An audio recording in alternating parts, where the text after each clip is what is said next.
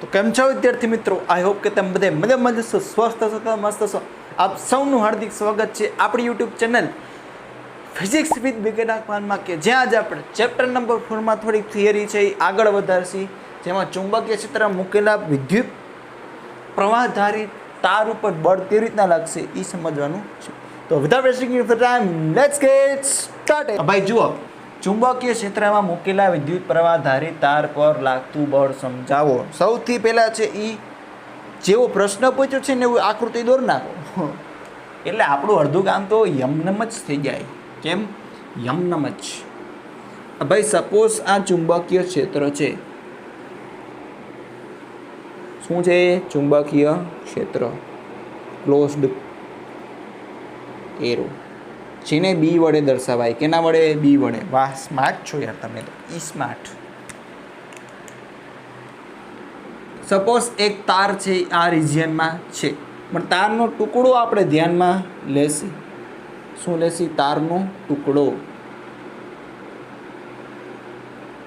મેરે સામને વાલી ખિड़की में एक तार का टुकड़ा पड़ा है. मेरे सामने वाले मैग्नेटिक फील्ड में एक तार का टुकड़ा पड़ा है, જેની લંબાઈ છે L. બરોબર. આમાંથી વિદ્યુત પ્રવાહ છે લગભગ નહીં પણ આ ડાયરેક્શનમાં જાય છે.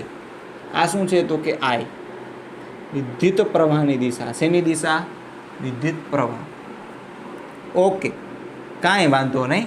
હવે છે આ તો આપણે ડ્રો કરી નાખ્યું, જે ક્ષેત્ર સાથે થીટા એંગલ બનાવે છે. હા, આ થોડુંક છે એ અલગ ડ્રો કરવાનું, લખવાનું થશે. હવે જુઓ, આ તમે છે કદાચ ચેપ્ટર નંબર 3 નથી ભણેલું, પણ 10મા ધોરણમાં તમે થોડુંક ભણી આવ્યા હશો. ઇલેક્ટ્રિસિટી ચેપ્ટર એટલે કે વિદ્યુત કહેવાય. બરોબર. વિદ્યુત નામનું ચેપ્ટર આવતું હશે તમારે 10મા ધોરણમાં. એમાં તમે ભણી આવ્યા હશો કે વાહક હોય, વાહકમાં વિદ્યુત પ્રવાહ કોને લીધે જનરેટ થાય? તો કે ઇલેક્ટ્રોન્સને લીધે. વ્યવસ્થિત રીતે કહી દઉં, મુક્ત ઇલેક્ટ્રોન્સને લીધે. પણ આપણે વિદ્યુત પ્રવાહની દિશા છે ઇલેક્ટ્રોનની દિશાને વિરુદ્ધ દિશામાં લઈ, હાલ ભૂલી જાઓ, અત્યારે કામનું છે નહીં. પણ ખરેખર જે આ વિદ્યુત પ્રવાહ જનરેટ થાય કોને લીધે જનરેટ થાય? વિદ્યુત ભારની કાંઈ ગતિને લીધે જોઈએ. સપોઝ તમે એક અત્યારે સમજાવું છું, બરાબર? તમને આ ખબર હશે કે આ તાર છે, એનું આડછેદનું ક્ષેત્રફળ આપણે લીધું. T=0 આગળ જોયું કે કાંઈક વિદ્યુત ભાર છે. T=T આગળ જોયું કે આમાંથી પ્રવાહ પસાર થતો વિદ્યુત ભાર Q જેટલો વિદ્યુત ભાર છે પસાર થયો છે. તો આનો પ્રવાહ કેટલો કહેવાય? Q/T-0, એટલે કે Q/T. આનો એકમ હોય એમ્પિયર. યાદ આવી ગયું થોડુંક? હા, I=Q/T. તો આ જે Q છે, વિદ્યુત પ્રવાહ જેને લીધે જનરેટ થાય કે વિદ્યુત ભારોની ગતિને લીધે. ઇલેક્ટ્રોન્સ વાળું થોડું ડિટેલમાં આવશે. અત્યારે છે આ ચેપ્ટરના કામનું જ સમજાવું છું. વધારે ક્લિયર છે ચેપ્ટર નંબર 3 લેશે થઈ જશે. તેમ છતાંય હું મારી મેક્સિમમ ટ્રાય કરીશ કે તમને સમજાઈ જાય. બરોબર. આ પ્રશ્ન છે એટલો બધો અગત્યનો નથી, પણ આની જે ફોર્મ્યુલા છે ને એ અગત્યની છે. તો થોડુંક છે એ વ્યવસ્થિત રીતે ધ્યાન આપી દો. એકવાર ચેપ્ટર નંબર 3 લઈ આવે તમને મસ્તીનું કરાવી દઈશ. તો જુઓ, અહીંયા પહેલાં છે ને જેવું ડ્રો કર્યું ને એવું આખું વર્ણન કરી નાખવાનું કે આકૃતિમાં દર્શાવ્યા મુજબ વિદ્યુત પ્રવાહ ધારિત દર્શાવ્યા મુજબ કૌંસમાં લખીને લંબાઈ L. આકૃતિમાં દર્શાવ્યા મુજબ વિદ્યુત પ્રવાહ ધારિત તાર ને ચુંબકીય ક્ષેત્ર B સદિશ થી થીટા ખૂણે મૂકેલ છે. ઓકે, આ આપણે જેવું દેખાય એવું લખી નાખ્યું. એટલે એક પોઈન્ટ તો એમને એમ જ થઈ ગયો. હાવ પપ્પુ જે હોય ને, જે લોકોને ખબર ન પડતી હોય, ક્વેશ્ચન સમજીને ડ્રો કરી નાખવાનું અને ક્વેશ્ચનને થોડુંક એક્સપ્લેન કરી દેવાનું વ્યવસ્થિત રીતે. હવે જુઓ, ભાઈ મેં તમને અહીંયા વસ્તુ સમજાવી હતી એ કે વાહકમાં વિદ્યુત પ્રવાહ કોને લીધે હોય? તો કે વિદ્યુત પ્રવાહ એ ગતિમાન વિદ્યુત ભારો એટલે કે ક્યુ ને કારણે હોય છે. બરોબર. વાહકમાં વિદ્યુત ભાર કોને લીધે રચાય? ગતિમાન વિદ્યુત ભારને લીધે રચાય. પછી ગતિ કરે પછી પ્રવાહ જાય તો શું હોય કે વિદ્યુત ભાર જાય છે. એ જ છે ને ભાઈ. સમયની સાપેક્ષે વિકલન કરી નાખો તો છેદમાં ટી મૂકી તો શું મળી જાય? વિદ્યુત પ્રવાહ. બરોબર. વળી નથી ખાવાની. વરસાદનું મોસમ હાલે, ચોમાસાનું મોસમ. ઓકે હાલો મેઇન પોઈન્ટ પર. વળી ગતિમાન વિદ્યુત ભાર પર ભાઈ ક્યુ ઊભું હોય તો આના પર ફોર્સ કોણ લગાડી શકે? Electric field. અહીંયા ઇલેક્ટ્રિક ફિલ્ડ તો છે નહીં, બહાર કોણ છે? Magnetic field. તો ક્યુ છે એ ક્યુ કાંઈક ગતિ કરતું હોય, કાંઈક વેલોસિટી હોય તો એના ઉપર બી છે એટલે ચુંબકીય ક્ષેત્ર બળ લગાડશે. એફએમ બજાતે રહો, એફએમ બળ લગાડે. એટલે કોઈ પણ વિદ્યુતભાર ગતિ કરતું હોય ને ચુંબકીય ક્ષેત્રમાં તો એના પર બળ લાગે. કાંઈક ખૂણો હોવો જોઈએ. તો વળી ગતિમાન વિદ્યુતભાર પર ચુંબકીય ક્ષેત્રમાં આ ક્ષેત્ર દ્વારા એફએમ એટલે કે ચુંબકીય કેટલી બધી વાર આવ્યું? ચુંબકીય બળ લાગે છે. હા, પહેલી વાત શું કરી કે આ તો સ્ટોરી કરી. વાહકમાં વિદ્યુતભાર કોને લીધે રચાય? સોરી, વિદ્યુત પ્રવાહ વિદ્યુતભારોની ગતિને લીધે. પછી તો યાદ આવ્યું યાર, આ તો વિદ્યુતભાર છે મેગ્નેટિક ફિલ્ડમાં ગતિ કરતું હોય એટલે કે ચુંબકીય ક્ષેત્રમાં ગતિ કરતું તો એના ઉપર બળ લાગે. તો આમાં વિદ્યુતભાર છે ગતિ કરે છે તો આમાં જેટલા વિદ્યુતભાર છે એના ઉપર બળ લાગશે. સપોઝ માણસ છે બધા એક બાજુ ઠેકડો મારે, બસમાં બેઠે એક બાજુ ઠેકડો મારે તો એક બાજુ બળ લાગતું હોય તો બસ એ કેવી રીતે થોડીક નમી જાય. તો એનો મતલબ એમ કે આમાં જે વિદ્યુતભાર છે એ બધા વિદ્યુતભાર પર બળ લાગશે. તો એનો મતલબ એમ કે આ વાહકતા છે એના પર બળ લાગશે. સીધી વાત છે ને યાર, કોમન સેન્સ. ચાલો, આમાં વિદ્યુતભાર છે, સોરી વિદ્યુત પ્રવાહ છે. વિદ્યુત પ્રવાહ કોની લીધે રચાય?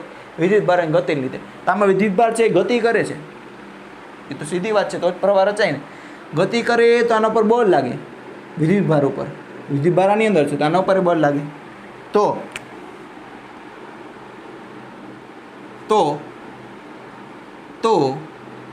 વિદ્યુત પ્રવાહ ધારિત, કેવું? વિદ્યુત પ્રવાહ ધારિત તારમાં ગતિમાન, કેમાં ગતિમાન વિદ્યુત ભારોને કારણે, વિદ્યુત ભારો એટલે કે ક્યુ ના કારણે, એટલે ક્યુ પર તો બળ લાગવાનું જ છે, તો અહીંયા કહી દીધી વાત, ના કારણે ખુદ આ તાર પર ચુંબકીય બળ લાગે છે. ઉડી બાબા યાર. યસ ભાઈ, એક તો આમાં વિદ્યુતભાર ગતિ કરે, વિદ્યુતભાર ઉપર બળ લાગે તો એ આખા તાર ઉપર બળ લાગશે. તો આના ઉપર સપોઝ ટોટલ વિદ્યુતભાર જાય છે ક્યુ, બરોબર? તો આના ઉપર લાગતું બળ, ચુંબકીય બળ કેટલું હોય છે? ક્યુ પર લાગતું બળ, કેવું પણ ચુંબકીય બળ લખો, ચુંબકીય બળ. એફએમ બજાતે રહો, બજાવી દે, એમાં કાંઈ છે નહીં. FM is equals to Q V cross B. હવે થોડુંક એક્સપ્લેનેશન કરવાનું બાકી છે, કેમ કે અહીંયા વીડી આવશે. વીડીનું મહત્વ સમજી. અને આ વિદ્યુત ભારો, કેવા ભારો? વિદ્યુત ભારો વાહકમાં, ભાઈ સ્પીડ તો કેવી જોશે ને, FM is equals to Q V cross B, તો કેટલી સ્પીડથી જાય છે એ સ્પેસિફાય કરવું પડશે તો જ બળ મળે, બાકી મળે. અને આ વિદ્યુત ભારો વાહકમાં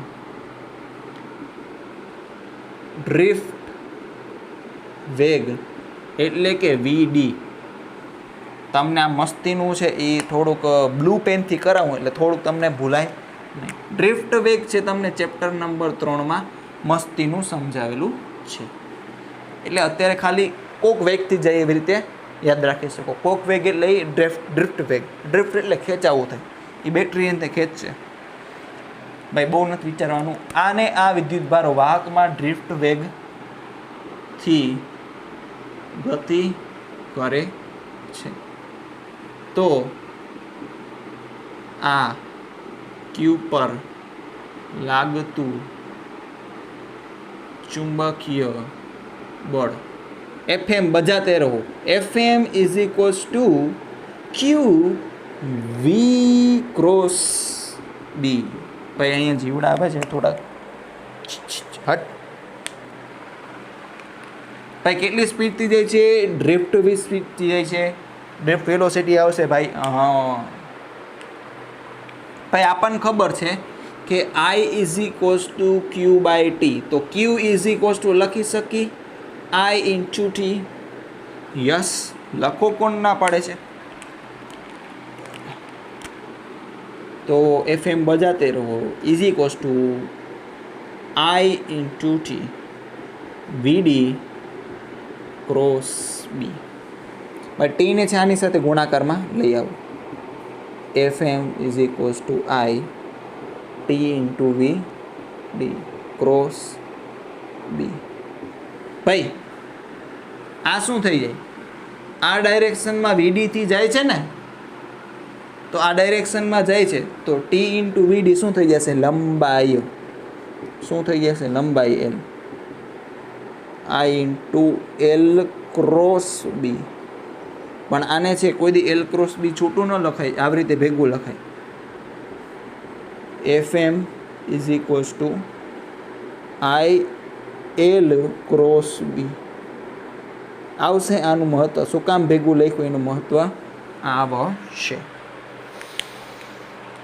તો આ છે સૂત્ર વિદ્યુત પ્રવાહ ધારિત વાહક તાર પર લાગતું ચુંબકીય બળનું સૂત્ર.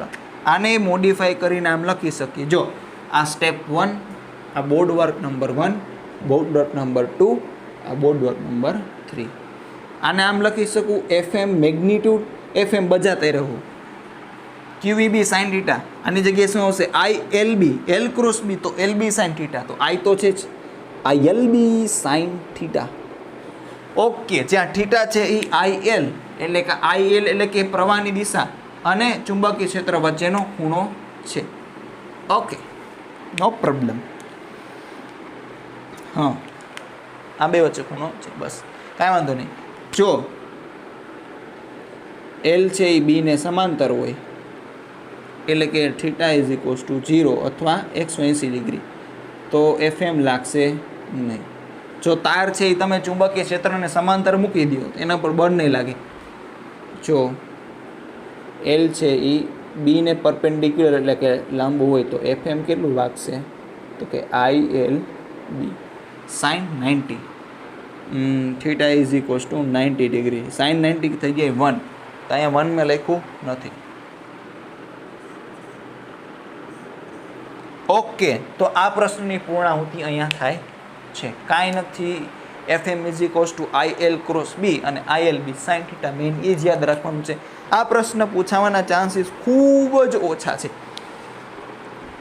તો પણ ઇગ્નોર કરી શકાય નહીં. નોટ કરી લેજો. 5 સુધી ગણું છું. 1 2 3 4 એન્ડ 5 કરી લીધું નોટ ડાઉન. પછી હવે પૂછી નાખું. હવે થોડાક છે એ ઉદાહરણ લઈ.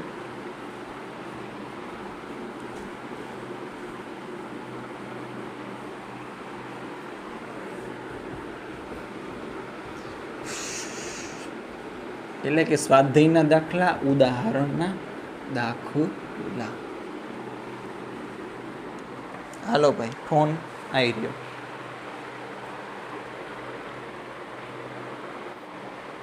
જો પ્રશ્ન શું કહે છે, પ્રશ્ન નંબર પહેલાં માંડી દઈ તો કે હેશટેગ લગાવીને સ્વાધ્યાયનો 4.5 પ્રશ્ન હું વાંચું છું.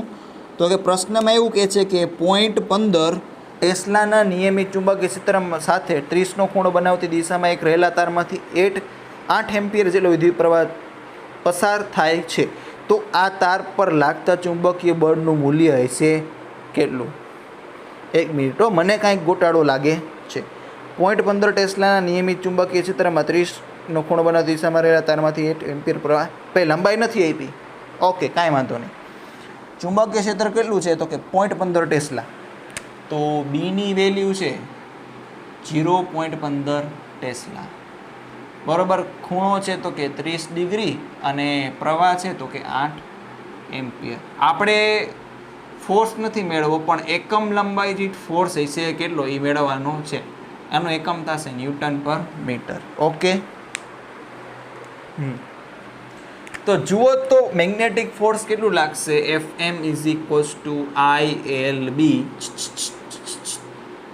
ILB sin θ2d. કાંઈ નથી, બધી વસ્તુ તમારી પાસે છે. અહીંયા એલ ને છે એ છેદમાં લઈ લ્યો. આ તો મેગ્નેટિક ફોર્સ છે એટલે Fm જ કહેવાય એને. યસ, તો વધ્યું શું અહીંયા? IB sin θ. તો Fm / L. ભાઈ I કેટલો છે તો કે 8 એમ્પિયર, ડી કેટલો છે તો કે 0.15 ટેસ્લા અને sin 30 Fm / L 15 7 105 15 8 120 એટલે આને લખાય 1.2 લખાય ને? હા, 1.2 લખાય. હા, રેડી. sin 30 ની વેલ્યુ થાય 1/2. Fm / L વાગશે કેટલું તો કે 0.6 ન્યૂટન પર મીટર. આને મસ્ત બોક્સમાં પૂરી દો એટલે કાંઈ પ્રોબ્લેમ થાય નહીં. આને છે હવે નેક્સ્ટ પ્રશ્ન છે એ થોડુંક માંડી દઈ. નેક્સ્ટ પ્રશ્ન છે તો કે સ્વાધ્યાયનો 4.6 શું કે છે ભૂરો કોણ? તો કે ટ્રાન્સલેટ કરવા વાળો કે 3 સેન્ટીમીટર લંબાઈના તારમાંથી 10 એમ્પિયર વિદ્યુત પ્રવાહ પસાર થાય છે, જેને એક સોલેનોઇડની અક્ષને લંબ રૂપે મૂકેલ છે. હા, તો સોલેનોઇડની અંદર ચુંબકીય ક્ષેત્ર છે 0.27 ટેસ્લા છે. તો તાર પર ચુંબકીય બળ લાગશે કેટલું? કહી દે, તેમાં કાંઈ ખોટું છે નહીં. પછી સૌથી પહેલાં શું કહે છે તો કે તારની લંબાઈ છે એ 3 સેન્ટીમીટર છે. તો L બરાબર છે એ 3 સેન્ટીમીટર. ન મજા આવી, એસઆઈ યુનિટમાં ફેરવવાનું. 3 × 10⁻2 મીટર. અને એમાંથી પ્રવાહ કેટલો પસાર થાય છે તો કે 10 એમ્પિયર. I = 10 ampere. પછી જેને સોલેનોઇડમાં તેની અક્ષને લંબરૂપે મૂકેલો છે એ પહેલાં પછી સમજાવું. સોલેનોઇડની અંદર ચુંબકીય ક્ષેત્ર કેટલું છે તો કે B = 0.27 ટેસ્લા. કેટલું? 0.27 ટેસ્લા. તો હવે ILB sin θ. Fm = ILB sin θ. I આવી ગયો, L આવી ગયો, B આવી ગયો. હવે sin θ ની વારી આવશે, બરોબર. સોલેનોઇડની અક્ષને લંબરૂપે મૂકો એટલે તમને છે એ આગળના ટોપિકમાં આવશે, પણ અત્યારે છે થોડુંક મેઇન વસ્તુ કે સોલેનોઇડમાં ચુંબકીય ક્ષેત્રની દિશા છે એની અક્ષમાં હોય, પણ તારને છે તારને એ કેમ મૂકે છે? અક્ષની લંબ રૂપે. અહીંયા I પસાર થાય છે તો θ = કેટલું બને છે? 90 ડિગ્રી. ઓકે, આને છે થોડી કલર પેનથી ડ્રો કરું એટલે તમને સમજાય જાય. ઘણી જગ્યાએ નથી સમજાવેલું ડ્રો કરીને. એ ઊભા રહેજો, આ સોલેનોઇડ છે એ તમને આવશે, તમે ચિંતા કરોમાં આ ચેપ્ટરમાં આવી જશે. અત્યારે આપણે છે આ ટોપિકનું છે ઉદાહરણ છે એટલે આ લઈ લીધું. ચુંબકીય ક્ષેત્ર છે સોલેનોઇડમાં એની અક્ષને સમાંતર હોય. પછી રકમમાં એવું કીધું છે કે જે આ તાર છે ને અને અક્ષને સોલિડની અક્ષને સમાંતરને લંબ રૂપે મૂકેલો છે. તો આ છે એ વિદ્યુત પ્રવાહ ધારિત વાહક તાર છે, એમાંથી પ્રવાહ કેટલો પસાર થાય છે? 10 એમ્પિયર, જે આ સોલેનોઇડની અક્ષને લંબ રૂપે છે. કેવી રૂપે? લંબ રૂપે. એટલે થીટા ઇઝ ઇક્વલ ટુ કેટલું થઈ જશે? 90 ડિગ્રી. આ થીટા. બસ બધું આવી ગયું. કિંમત મૂકી દો સૂત્ર લખીને. FM બજાતે રહો. FM is equal to ILB sin theta. તો કિંમત મૂકી દો, આન્સર આપમેળે આવી જશે. આ 10 એમ્પિયર અને લંબાઈ છે તો કે 3 × 10⁻2 અને આ કેટલું છે? 0.27 ટેસ્લા અને sin 90 ની વેલ્યુ થાય 1. ઓકે, ગણતરી કરી લેજો. 3 × 0.27 લ્યો ને કરી નાખી. 27 × 3. આ પાડો નથી આવડતો, મને યાદ નથી રાખતો. 321 ને એકડો વધી ચડી 2 તંદુ 6 ને 2 તંદુ 6 ને 2 8 27 તે 81. હા, એટલે આ 2 ની 3 ઘાત થઈ, સોરી 3 ની 3 ઘાત ના 3 ની 1 ઘાત 3 ની 4 ઘાત એટલે 81 થાય. એટલે 0.81 થશે. એટલે કે 3 × 0.27 0.81 એને ગુણ્યા 10 એટલે કે 8.1 × 10⁻2. આનો આન્સર આવશે ન્યૂટનમાં. મસ્ત બોક્સ, મસ્ત આને છે બોક્સમાં પૂરી દો. હવે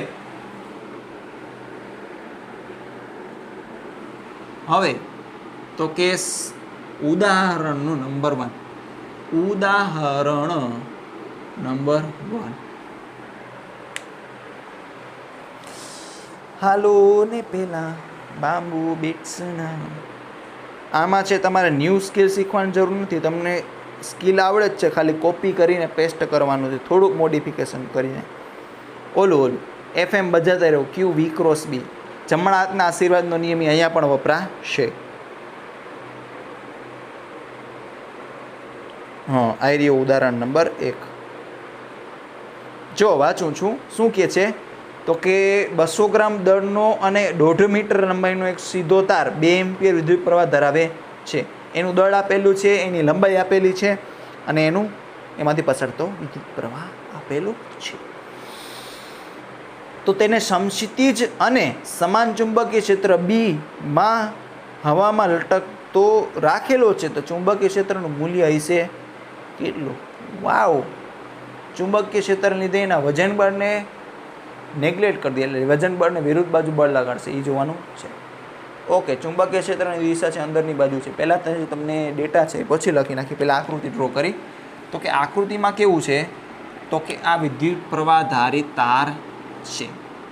કદાચ છે થોડું ઘાટું કરી નાખું, ન દેખાતું હોય તો. એમાંથી વિદ્યુત પ્રવાહ છે એ આવડી આ દિશામાં પસાર થાય છે. હા, આ જ ડાયરેક્શન છે, જેને I વડે દર્શાવાય છે. એ તો મને પણ ખબર છે પૂરા. તો જો આ સમતલ લઈ લીધું એને. ભાઈ આવું કંઈ અઘરું દોરવાની જરૂર છે નહીં.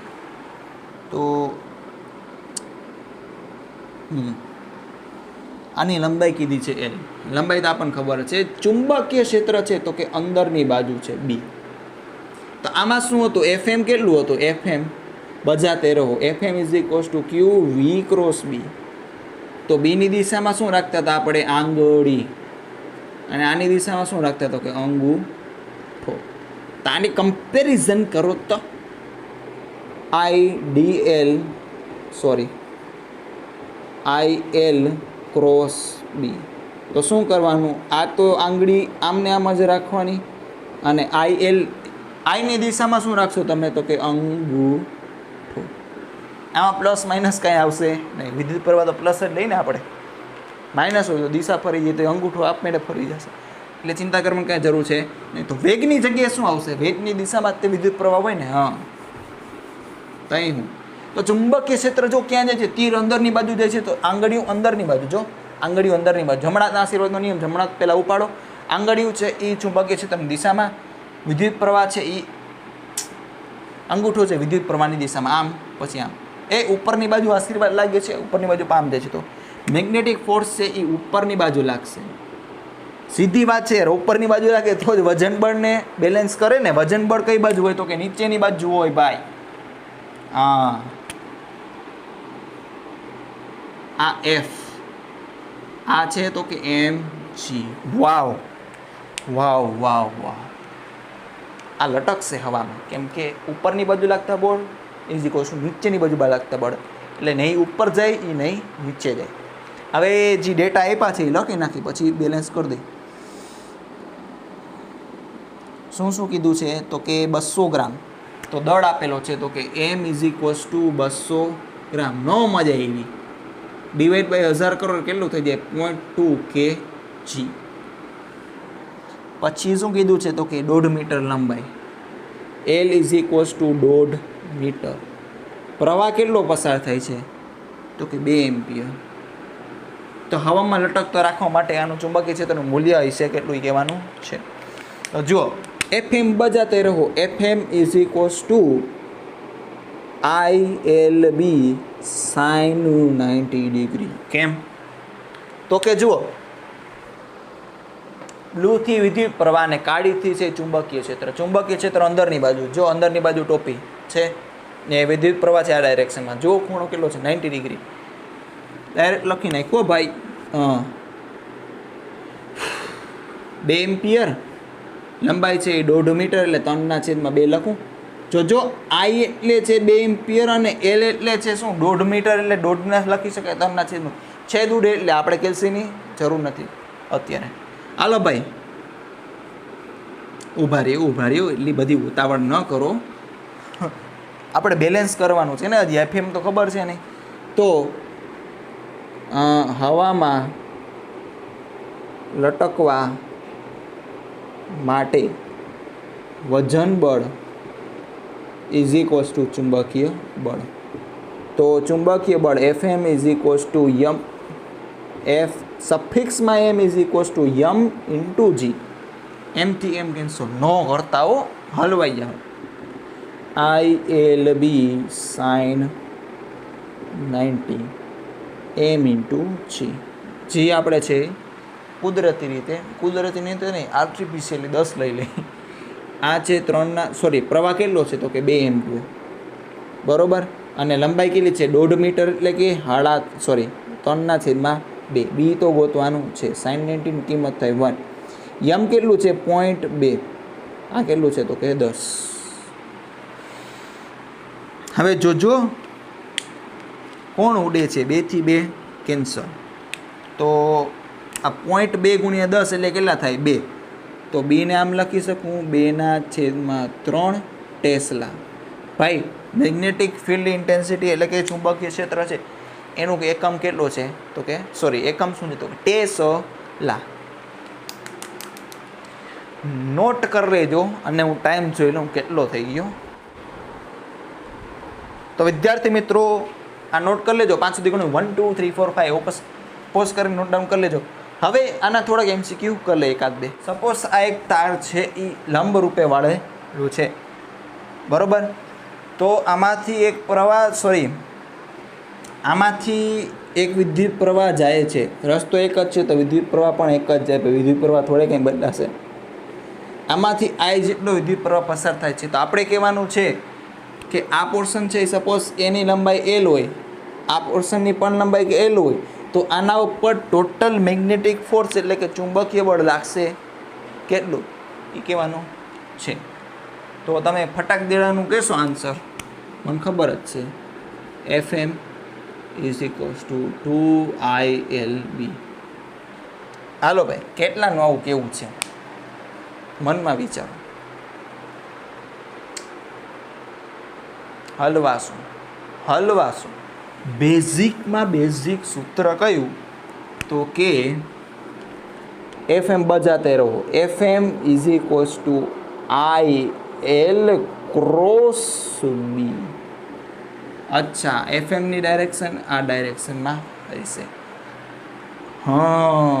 હવે વિચારો, આ મેગ્નેટિક ફિલ્ડમાં છે આંગળી રાખવાની, અહીંયા છે એ અંગૂઠો રાખવાનો.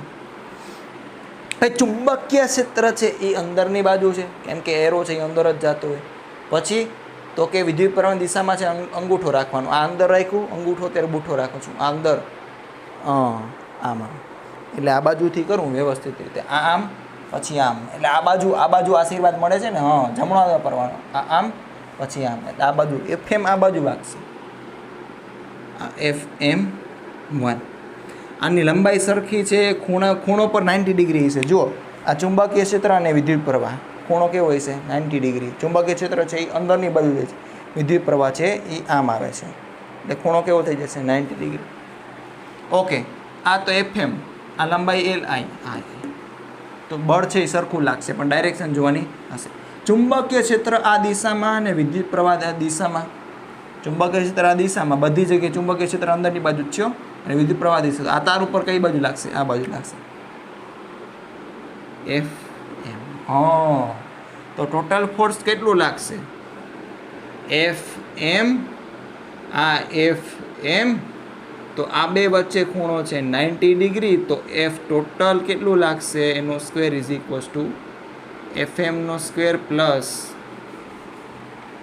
કહું સપોઝ બે સદિશ છે, આ એ છે આ બી છે, એ બે વચ્ચે ખૂણો થીટા હોય તો રિઝલ્ટન્ટ તમને ખબર પહેલા લેક્ચરમાં લખાયું હતું, આ જગ્યાએ એટલામાં કંઈક લખાયું છે, તો રિઝલ્ટન્ટ અંડર રૂટમાં A square plus B square plus 2AB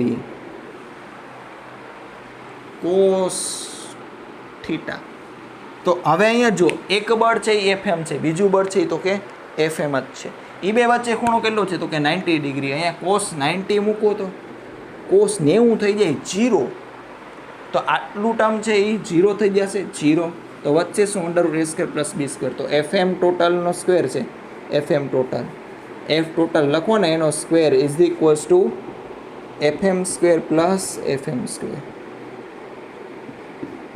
આમ ખબર પડી? હા, તો FM છે એ તો કે સોરી F એટલે કેટલું લાગશે? અંડર રૂટમાં 2 ઇન્ટુ FM નો સ્ક્વેર, એટલે કે અંડર રૂટ 2 FM. તો F ઇઝ ઇક્વલ્સ ટુ રૂટ 2 FM એટલે કે ILB સાઇન 90 ડિગ્રી. હવે જુઓ આ ને આના વચ્ચે ખૂણો છે તો કે 90 ડિગ્રી છે, કેમ કે મેગ્નેટિક ફિલ્ડ અંદરની બાજુ છે, વિદ્યુત ક્ષેત્ર આ બાજુ છે, સોરી વિદ્યુત પ્રવાહ આ બાજુ છે. મેગ્નેટિક ફિલ્ડ અંદરની બાજુ છે, વિદ્યુત પ્રવાહ આ બાજુ છે, આના માટે ખૂણો થઈ જાય 90 ડિગ્રી. તો F છે તો કે I કેટલું લાગશે? તો કે રૂટ 2 ILB. આવું પૂછાય તો JEEમાં પૂછાય, બાકી કદાચ ગુજરાત બોર્ડ નહીં પણ પૂછાય તો એ પણ વસ્તુ કેવી છે? સહેલી. તો વિદ્યાર્થી મિત્રો મળશે હવે નેક્સ્ટ વિડીયો લેક્ચરમાં. ત્યાં સુધી બધાને નમસ્તે, ખુદા હાફિઝ, સત શ્રી અકાલ એન્ડ ગુડ બાય.